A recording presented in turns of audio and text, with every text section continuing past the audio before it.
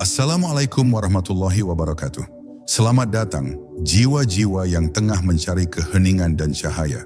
Di detik ini, izinkan diri Anda bernafas dalam kedamaian yang mengalir, membuka ruang di hati untuk hadir penuh, menyambut setiap kata yang akan kita dalami bersama.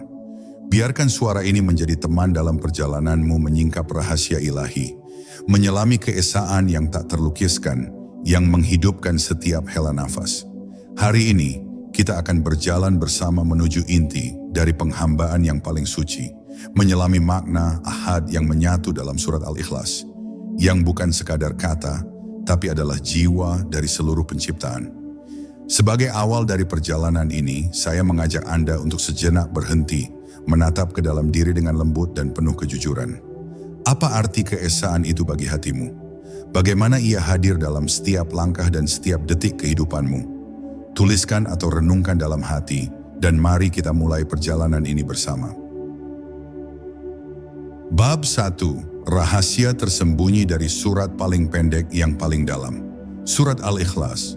Barangkali telah sering kita dengar, kita hafalkan sejak kecil, dan kita ulang-ulang dalam salat tanpa banyak bertanya. 4 ayat yang pendek, bahkan bisa dibaca hanya dalam beberapa detik.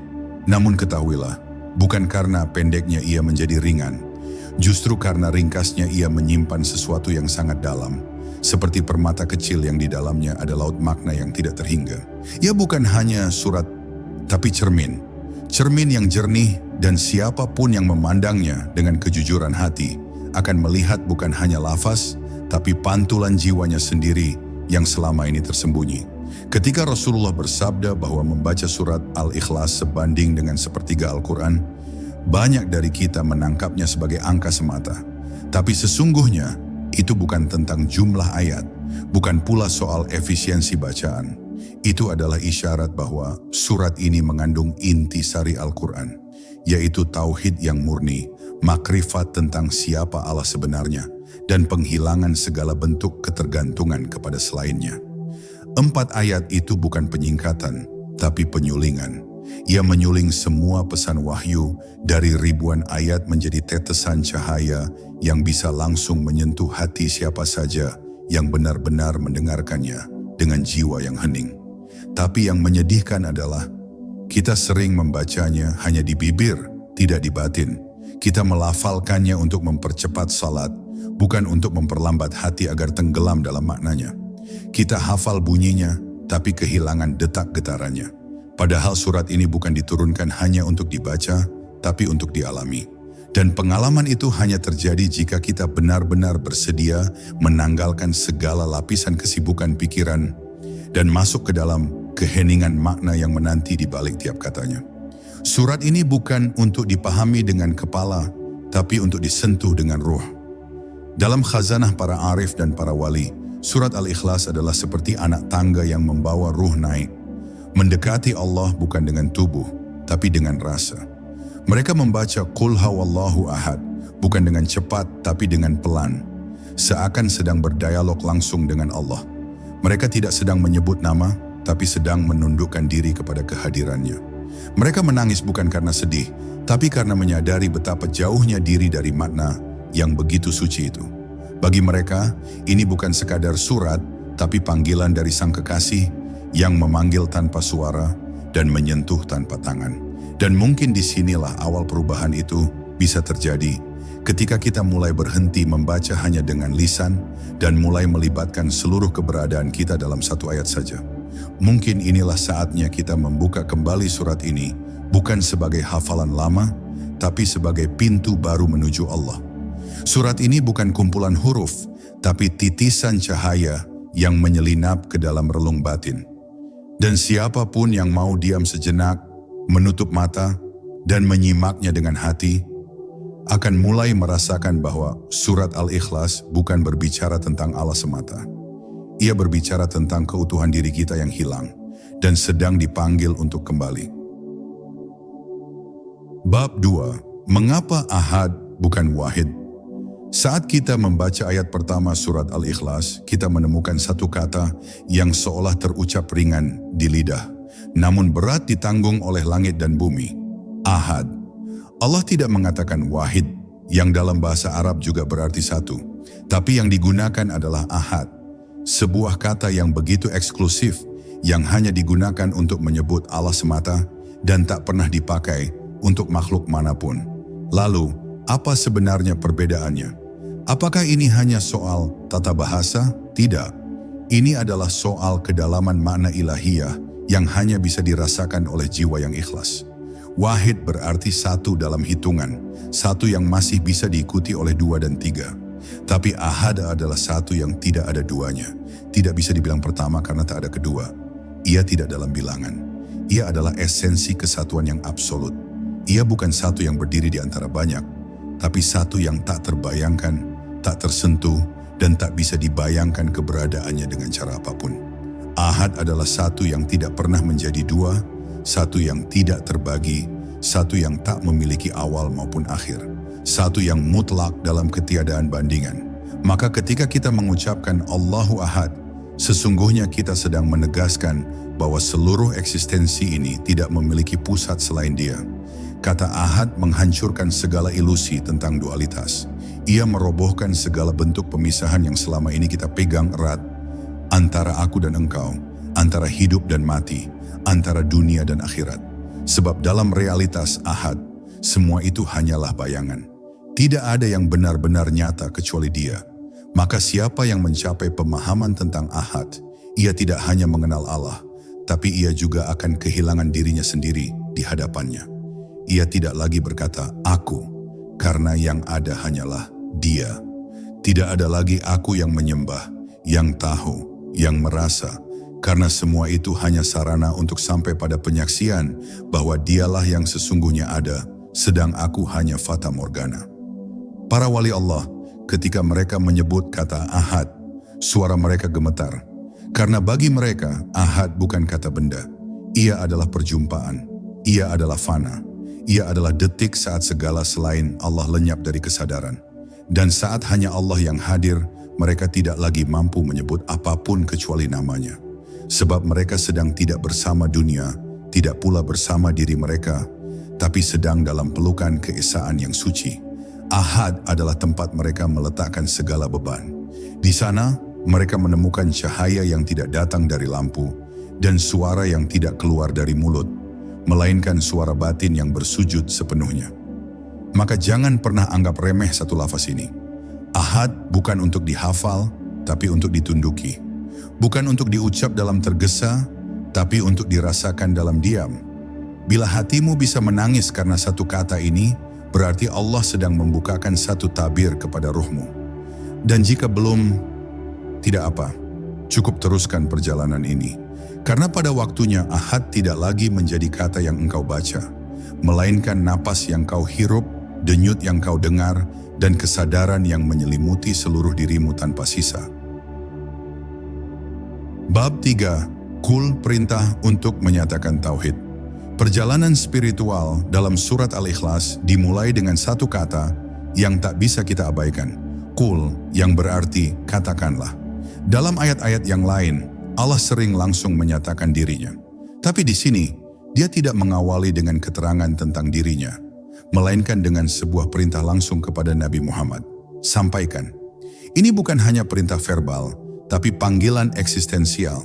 Allah tidak hanya ingin dikenali dalam kesunyian, tetapi disuarakan dalam keberanian.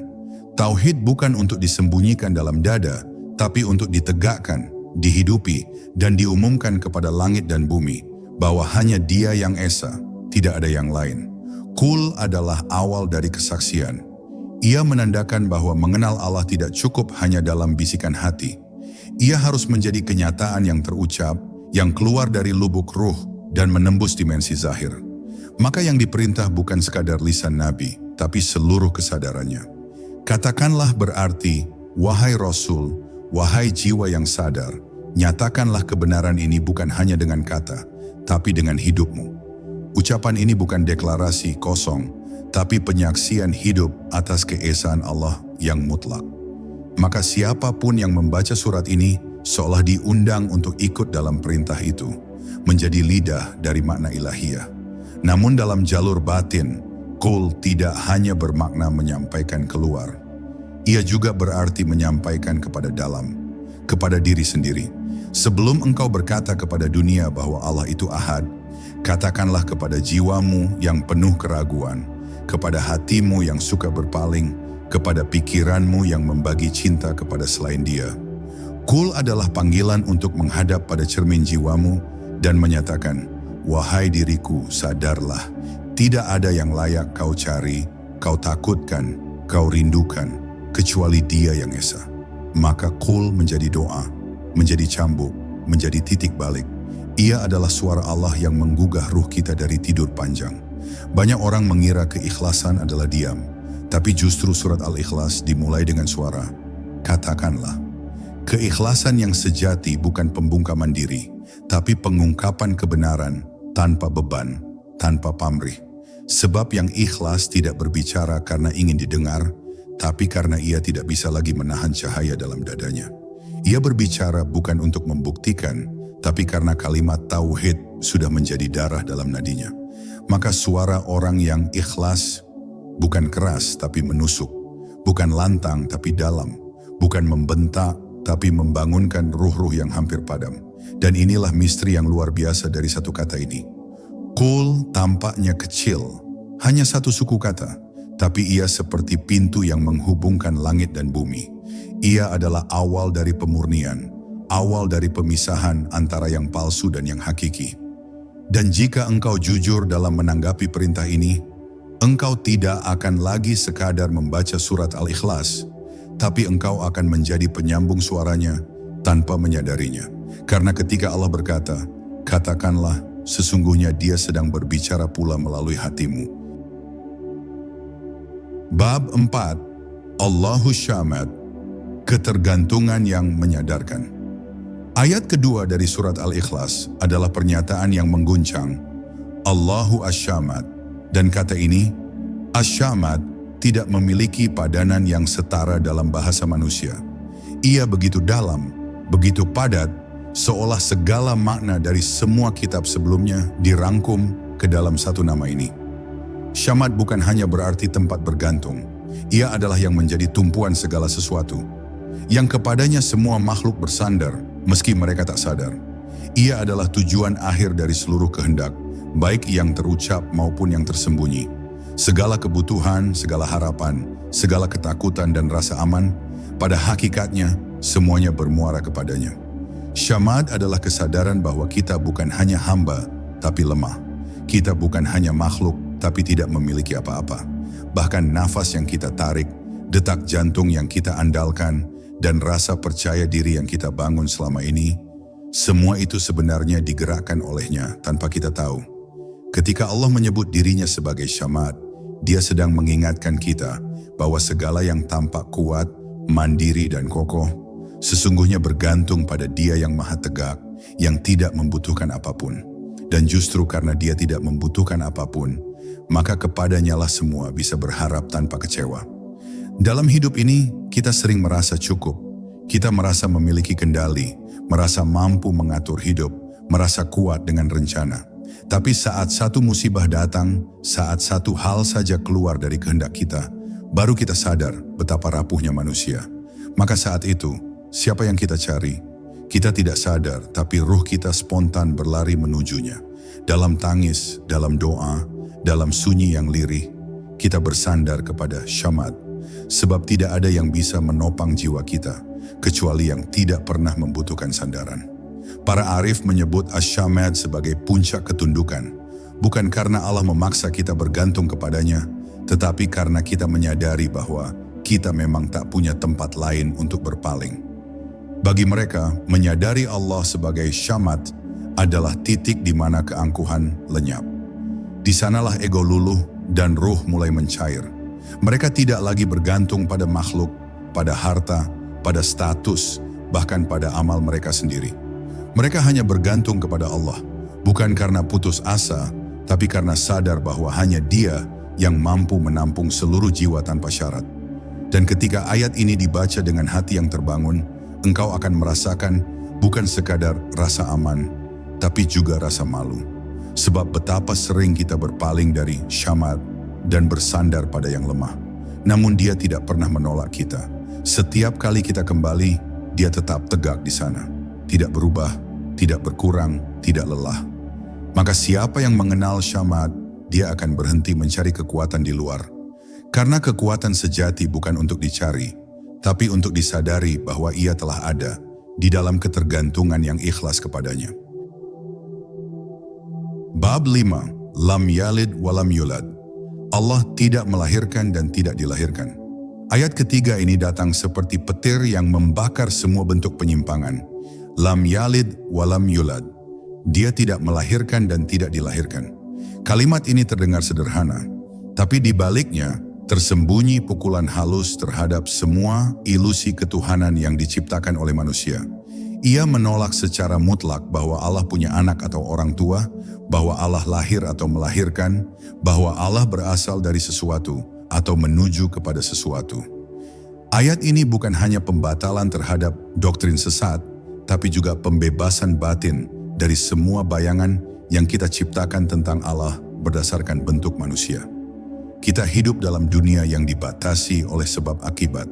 Segala sesuatu pasti lahir dari sesuatu dan menghasilkan sesuatu yang lain. Tapi ketika kita berbicara tentang Allah, kita sedang memasuki dimensi tanpa waktu, tanpa ruang, tanpa garis keturunan, tanpa sebab. Maka ayat ini seperti pukulan lembut kepada akal kita yang selama ini berusaha memahami Tuhan dengan cara memahami makhluk. Allah sedang berkata, "Aku tidak seperti apa yang kalian bayangkan." Ia tidak berasal dari sesuatu. Ia tidak menciptakan dalam sistem biologis. Ia tidak tumbuh, tidak berubah, tidak berkembang. Ia selalu sempurna sebelum segala permulaan, sesudah segala akhir. Para pencari Tuhan sering terjebak dalam keinginan untuk memvisualisasikannya. Mereka mencoba membayangkan seperti apa Allah, membentuknya dalam rupa-rupa halus, cahaya, suara, wajah, bahkan hati. Tapi ayat ini mematahkan semua itu. Lam yalid walam yulad adalah penghapus bentuk. Ia adalah panggilan untuk menyucikan tauhid dari segala gambaran. Allah tidak seperti ayah, tidak seperti ibu, tidak seperti anak, tidak seperti siapapun. Ia tidak dilahirkan artinya, tidak berasal dari suatu proses. Ia tidak melahirkan artinya, tidak mengeluarkan sesuatu dari dirinya yang merubah dirinya. Ia tetap abadi dan tidak tersentuh oleh segala hukum waktu dan materi. Dalam jalan para sufi, ayat ini bukan hanya bantahan terhadap syirik, tapi ajakan untuk melepaskan segala bentuk ilusi. Mereka membaca ayat ini bukan sekadar sebagai pembenaran akidah, tapi sebagai latihan peniadaan ego. Karena dalam setiap upaya menggambarkan Tuhan, ego manusia sedang mencoba menjadikan Allah sebagai cerminan dirinya sendiri. Dan saat engkau membaca, Dia tidak melahirkan dan tidak dilahirkan, sesungguhnya engkau sedang berkata, "Aku tidak akan menaruhnya dalam kotak, pikiranku, dalam sangkar rasaku, dalam batas tubuhku." Engkau sedang melepaskan, dan itu adalah keikhlasan yang sejati. Dan pada akhirnya, ayat ini membawa kita kepada satu kesimpulan sunyi, bahwa Allah itu tidak datang dari mana-mana dan tidak menuju kemana-mana, karena Dia adalah tempat kembali segala sesuatu. Dia adalah asal dan tujuan tanpa pernah menjadi proses di antara keduanya. Maka saat engkau mengucapkan, "Lam yalid walam yulad," ucapkanlah itu sambil membiarkan hatimu runtuh dari semua bayangan, semua ambisi untuk menggenggam Allah. Biarlah Allah tetap menjadi Allah dan engkau tetap menjadi hamba. Disitulah keikhlasan menemukan kedamaian sejatinya. Bab 6. Walam yakun lahu kufuwan ahad. Tiada yang setara dengannya. Ayat terakhir ini datang sebagai penutup, tapi bukan penutup yang biasa. Ia adalah segel suci yang mengunci semua pintu pemikiran yang mencoba menyerupakan Allah dengan sesuatu apapun. Walam yakun lahu kufuwan ahad, artinya, dan tidak ada satu pun yang setara dengannya. Ini bukan sekadar pernyataan penutup. Ini adalah penghapusan total terhadap segala bentuk kesetaraan, kesamaan, dan keserupaan dengan Tuhan. Di sini Al-Quran menyempurnakan makna keikhlasan. Bukan hanya mengesahkan Allah, tapi juga mengakui bahwa tidak ada yang bisa menjadi cermin baginya. Tidak dalam bentuk, tidak dalam sifat, tidak dalam jalan pikir. Manusia dalam keterbatasannya selalu cenderung membandingkan. Kita mengenali sesuatu dengan cara membandingkannya dengan yang lain. Kita menyebut sesuatu tinggi karena ada rendah, menyebut baik karena ada buruk. Tapi Allah yang disebut dalam ayat ini berada di luar sistem perbandingan. Tidak ada yang seperti Dia, bahkan dalam konsep paling halus sekalipun. Maka ketika ayat ini menyatakan bahwa tidak ada kufuan, tidak ada yang sepadan, maka seluruh dimensi penggambaran Tuhan runtuh. Tidak ada kembaran, tidak ada pantulan, tidak ada lawan. Bahkan imajinasi pun tidak bisa menyentuhnya. Di mata para arif, ayat ini bukan hanya tentang keyakinan, tapi tentang pengosongan diri. Siapa yang benar-benar merenungkan, walam yakun lahu kufuwan ahada, ia akan berhenti mengandalkan akalnya dalam mengenal Allah. Ia akan menyadari bahwa semua yang bisa ia pikirkan tidak akan pernah menyentuh sedikit pun hakikatnya. Ia akan belajar diam karena tidak ada lagi kata-kata yang cukup. Dan dalam diam itulah ia mulai mengenal. Bukan karena dia tahu lebih banyak, tapi karena dia mulai menyadari keterbatasannya. Ketidaktahuan yang ikhlas itulah awal dari ma'rifat. Sebab bila Allah memiliki yang setara, maka bukan lagi Dia satu-satunya yang layak disembah. Bila ada yang bisa dibandingkan, maka keikhlasan kita cacat. Bila ada duanya, maka cinta kita akan terbelah. Maka ayat ini seperti penjaga terakhir di gerbang tauhid. Ia menolak masuknya segala bentuk selain Allah ke dalam ruang suci penghambaan. Dan bagi jiwa-jiwa yang tulus, ayat ini menjadi penawar. Karena saat tidak ada yang setara dengannya, maka hanya kepadanya sajalah hati bisa bersandar tanpa takut dikhianati. Dan inilah klimaks dari surat Al-Ikhlas. 4 ayat yang ringkas tapi mengangkat ruh manusia keluar dari semua ilusi dan bayangan dunia. Di ayat terakhir ini, Allah tidak meminta kita untuk memahaminya, hanya untuk menyucikannya. Dan dalam penyucian itulah, engkau akan temukan kedamaian yang tidak bisa diberikan oleh dunia. Karena hanya dalam mengesahkan Allah dengan sebenar-benarnya, ruhmu bisa kembali kepada keutuhan yang telah lama hilang. Bab 7, Surat Al-Ikhlas sebagai cermin ruhani. Setelah kita memahami lafaz-lafaz suci dalam surat Al-Ikhlas, tiba saatnya untuk memandangnya bukan sekadar sebagai ayat yang dibaca, tetapi sebagai cermin yang memantulkan ruh kita sendiri. Karena sesungguhnya surat ini tidak hanya memberitahu kita tentang siapa Allah, ia juga memperlihatkan kepada kita siapa sebenarnya diri ini di hadapannya. Dan ketika seseorang benar-benar membaca surat Al-Ikhlas dengan hati yang terbuka, ia tidak sedang berbicara tentang Tuhan semata, tapi sedang bercermin kepada kesucian yang telah ia lupakan dalam dirinya. Mengapa begitu banyak orang yang hatinya bergetar saat membaca surat ini? Karena setiap katanya seolah sedang menelanjangi segala lapisan kepalsuan dalam diri manusia. Ia menyingkap keterikatan, kesombongan, kebergantungan, dan angan-angan palsu yang selama ini kita tumpuk. Surat ini tidak menyerang, tidak menghardik. Ia hanya memantulkan kebenaran. Dan kebenaran itu meski tidak selalu menyenangkan, namun menyembuhkan. Maka jangan heran jika banyak orang yang tidak kuat menatap cermin ini terlalu lama. Karena di dalamnya kita melihat betapa kecilnya kita dan betapa maha sucinya Allah. Dalam pengalaman ruhani para salik, surat Al-Ikhlas dibaca bukan untuk menambah ilmu, tapi untuk menghapus hijab. Setiap qul huwallahu ahad adalah palu yang menghantam tembok antara hamba dan Rabb-Nya. Setiap Allahu Ash-Shamad adalah seruan untuk berhenti bergantung pada dunia. Setiap lam yalid walam yulad adalah penghapus bentuk. Dan setiap walam yakun lahu kufuwan ahad adalah peluluh segala ego. Maka surat ini bukan bacaan harian biasa. Ia adalah jalan pendek menuju fana. Dan siapapun yang sabar menempuhnya akan merasakan bahwa ia tidak sedang membaca surat, tapi sedang disucikan olehnya. Jika engkau merasa hatimu semakin berat untuk mencintai dunia setelah memahami surat ini, maka itu tandanya cermin itu telah bekerja. Jika engkau merasa semakin kecil tapi semakin damai, semakin kosong tapi semakin lapang, maka surat ini telah membimbingmu kepada rahasia kehambaan. Karena inti dari surat Al-Ikhlas bukan membuat kita tahu lebih banyak, tetapi membuat kita hilang dari segala selain Allah. Inilah titik yang dicari oleh semua pejalan ruhani. Titik di mana kita tidak lagi mencari siapa diri ini, tapi mulai meleleh ke dalam siapa yang benar-benar esa. Dan pada akhirnya, surat ini bukan hanya pengakuan tauhid di lisan, tapi penyatuan tauhid dalam seluruh dimensi keberadaan kita. Ia mengajarkan kita untuk mencintai tanpa berharap kembali, untuk berbuat tanpa menuntut balasan, untuk menyerahkan segalanya bukan karena lemah, tapi karena tahu bahwa hanya kepadanya semua akan kembali. Bila engkau sudah mulai merasakan itu, bahkan dalam setitik rasa, berbahagialah, karena engkau telah menjawab panggilan dari surat yang paling ikhlas. Bab 8. Ikhlas, ruh yang tak terlihat tapi menghidupkan.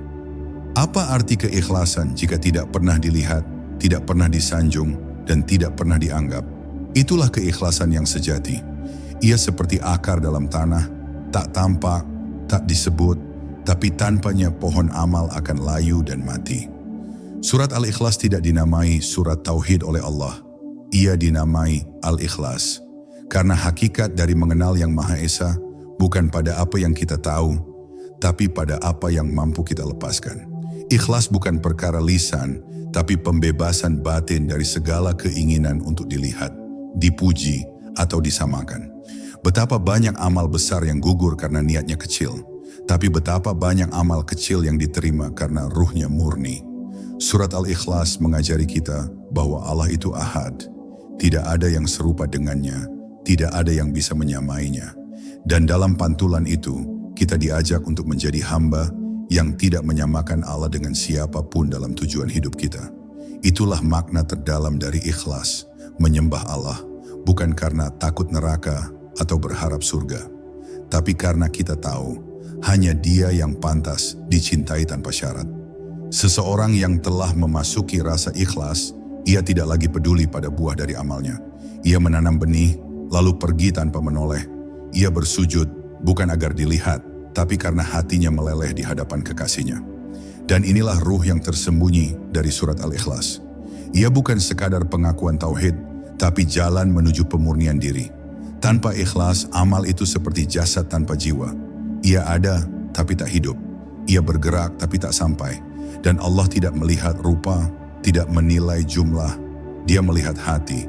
Dan ikhlas adalah denyut paling jujur dari hati yang hidup. Inilah sebab mengapa Rasulullah bersabda bahwa surat Al-Ikhlas setara sepertiga Al-Quran. Karena seluruh makna, syariat, hakikat, dan ma'rifat pada akhirnya bermuara pada satu hal, kemurnian niat dalam penghambaan. Maka bukan aneh jika para kekasih Allah lebih memilih surat ini untuk dibaca berulang-ulang dalam tahajud mereka, dalam zikir sunyi mereka, dalam nafas panjang malam mereka. Karena mereka tahu, semakin dalam surat ini diresapi, semakin bersih pula ruang batin mereka dari keinginan selain Allah. Dan engkau, wahai jiwa yang tengah mendengarkan ini, mungkin juga dipanggil untuk berjalan menuju ikhlas itu. Jalan ini sepi, tidak ada sanjungan, tidak ada pengakuan, tapi ia penuh cahaya, penuh ketenangan, penuh rahasia yang tidak bisa dijelaskan, hanya bisa dirasakan. Maka jangan takut jika niatmu belum sepenuhnya murni. Yang penting adalah engkau terus berjalan, terus membersihkan, terus membuang sedikit demi sedikit keakuan yang menempel. Karena dalam setiap usaha itu, ada cahaya yang sedang tumbuh, pelan-pelan, tapi pasti membawa kita pulang ke arah yang satu, Allah yang ahad. Bab 9, Al-Ikhlas, perisai cahaya para kekasih Allah.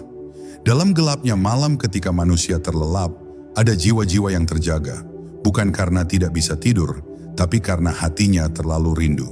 Mereka bukan lagi manusia biasa, mereka adalah pejalan rahasia yang membalut langkahnya dengan ayat-ayat yang menghidupkan. Dan salah satu ayat yang paling sering mereka jaga di dalam hatinya, bahkan dijadikan pelindung sebelum memejamkan mata, adalah surat Al-Ikhlas. Bukan karena panjangnya, bukan karena mudah dihafal, tapi karena ruh di balik huruf-hurufnya adalah perisai dari segala arah musuh, baik yang tampak maupun tak kasat mata.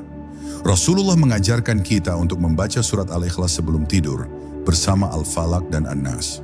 Ia bukan sekadar bacaan ritual, tapi benteng cahaya yang memancar dari nama Allah yang Esa. Para wali Allah tahu betul bahwa perlindungan tertinggi bukan pada tembok tinggi atau kekuatan fisik, melainkan pada tauhid yang murni. Dan surat Al-Ikhlas adalah ekspresi tauhid yang paling padat, paling dalam, dan paling bersih. Dalam setiap lafaz Qul huwallahu ahad, ruh seorang salik membangun bentengnya sendiri. Tembok yang tidak bisa ditembus oleh was-was syaitan, oleh bisikan ego, bahkan oleh ketakutan dunia. Ketika ruh mulai lelah dengan hiruk-pikuk dunia, surat Al-Ikhlas menjadi tempat kembali. Di saat malam terasa berat, pikiran penuh gundah, dan hati diliputi keraguan, cukup satu ayat itu dibaca dengan penuh kesadaran, dan langit ruhani akan terbuka. Para kekasih Allah tahu bahwa surat ini bukan hanya membentengi tubuh mereka, tapi juga jiwanya. Sebagaimana jasad butuh pakaian, jiwa juga butuh perlindungan, dan surat Al-Ikhlas adalah jubah nurani yang membuat batin tidak mudah robek oleh dunia. Banyak kisah dari para arif billah yang selamat dari gangguan makhluk gaib, mimpi buruk, hingga sihir yang tak kasat mata. Semua karena keistiqomahan mereka dalam menjaga surat Al-Ikhlas sebagai zikir. Tapi sesungguhnya bukan hurufnya yang melindungi, melainkan tauhid yang mereka hidupkan. Karena ketika seseorang hidup dalam makna ahad, maka tak ada ruang lagi dalam dirinya untuk selain Allah. Dan siapa yang hatinya hanya ada Allah, maka langit dan bumi bersaksi dia tidak bisa dijamah oleh selainnya. Maka wahai pendengar, jika hidupmu sedang penuh rasa cemas, jika hatimu mudah tergoyah oleh bisikan yang tak kau mengerti, jadikanlah surat Al-Ikhlas sebagai pelindung. Bukan sekadar dibaca tapi dihayati, bukan sekadar dihafal tapi dihidupkan. Karena surat ini bukan mantra, ia adalah cahaya. Dan siapa yang hidup bersama cahaya, maka kegelapan tak akan tinggal lama.